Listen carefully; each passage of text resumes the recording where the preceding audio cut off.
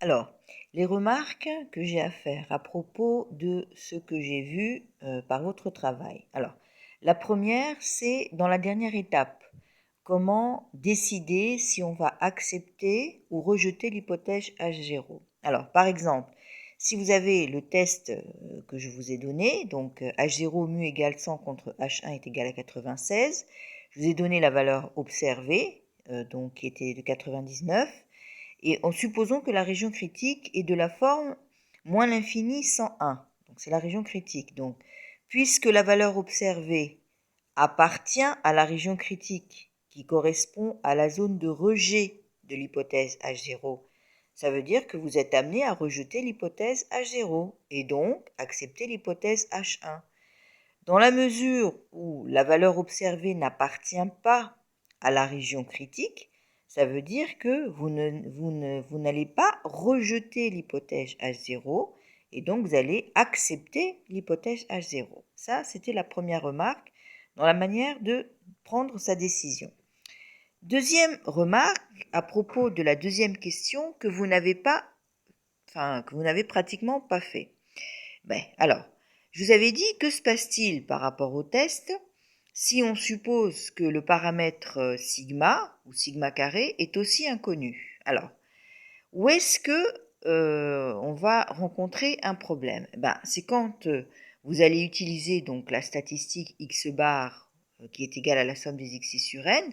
On sait que si sigma est connu, d'après le théorème central limite, vous allez converger, cette statistique va converger vers une loi normale de moyenne mu et de variance sigma carré sur n. Qu'est-ce qui se passe si sigma carré est inconnu? En fait, on va le remplacer par son estimateur. Alors, un estimateur qu'on utilise souvent pour la variance, il est noté S carré, et il est égal à 1 sur n moins 1, la somme pour i allant de 1 jusqu'à n, dxi moins x bar, le tout au carré. On prend x bar parce que la moyenne est aussi inconnue.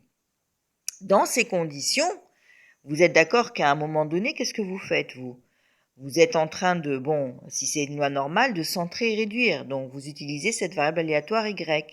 Mais dans la mesure où le paramètre sigma est inconnu, vous allez le remplacer par son estimation, qui sera la racine carrée de s carré. Donc, c'est ce que j'ai fait ici. Donc, finalement, vous allez utiliser une autre variable aléatoire que je vais noter z, qui est égale à x bar moins mu sur s sur racine de n. Et justement, qu'est-ce qu'on montre en théorie? On montre en théorie à ce moment-là qu'on n'a plus une loi normale, mais on a ce qu'on appelle une loi de Student à n-1 degré de liberté, qui est aussi une loi qui est tabulée et que vous pouvez trouver dans la littérature. Je vous dirai de toute façon comment on fait pour lire la table. Donc ça, c'est la deuxième remarque. Troisième remarque.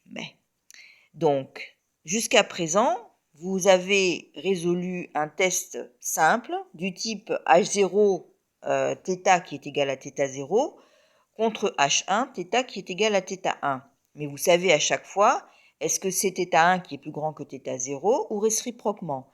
Donc, dans la mesure où vous savez résoudre ce type de test, vous saurez aussi résoudre ce type de test-là. Donc H0 θ qui est égal à θ0 contre H1 θ qui est strictement supérieur à θ0. Pourquoi? Parce que là, vous savez que la valeur qui est proposée par l'hypothèse H1 est nécessairement plus grande que la valeur proposée par l'hypothèse H0. Donc nécessairement, la forme de la région critique sera du type θ chapeau strictement supérieur à la constante A que vous déterminerez. De même, si on considère le test composé H0 θ qui est égal à θ0 contre H1 θ qui est strictement inférieur à θ0, puisque la valeur proposée par l'hypothèse H1 est strictement inférieure à la valeur proposée par l'hypothèse H0, on va prendre pour forme de la région critique θ chapeau strictement inférieur à B. Et à ce moment-là, vous pourrez déterminer la constante B décidée. Donc supposez maintenant qu'on ait un test de la forme, donc H0 θ qui est égal à θ0 contre H1 θ qui est différent de θ0. Alors si θ est différent de θ0, il peut être strictement supérieur à θ0 comme strictement inférieur à θ0. Donc à ce moment-là, qu'est-ce qu'on va dire?